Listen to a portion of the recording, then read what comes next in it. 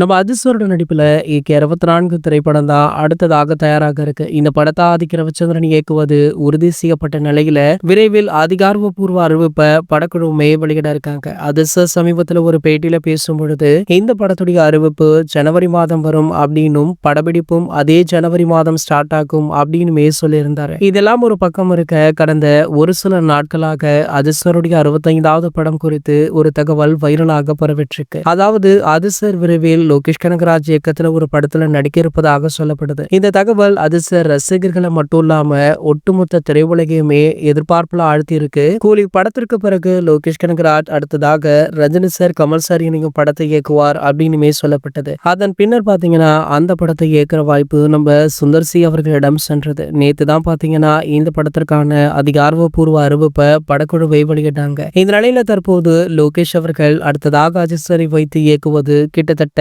உறுதி செய்யப்பட்டிருக்காங்க. இதனை சமீபத்துல இவர் ஒரு நேர்காணல்ல கலந்து கொண்டிருக்காரு. அதுல வெளிப்படையாகவும் டீட்டெயிலாகவுமே சொல்லியிருக்காரு. சோ ஆகையால பாத்தீங்கன்னா ஏகே 64 திரைப்படத்தை முடித்த கையோடு லோகேஷுடன் நம்ம ஏகே அவர்கள் இணைய இருக்காரு. சோ ஆனா படத்திற்கான பூஜை பாத்தீங்கன்னா கூடிய விரைவில் நடைபெற உள்ளதாக சொல்லப்படுது. ஆகையால ஒட்டுமொத்த ஏகே ரசிகர்களுமே சம வைப்ல இருக்காங்க. இது போன்ற செய்திகளை பற்றி நீங்க உடனே தெரிஞ்சுக்க நம்மளுடைய சேனலை மறக்காம சப்ஸ்கிரைப் பண்ணிக்கோங்க.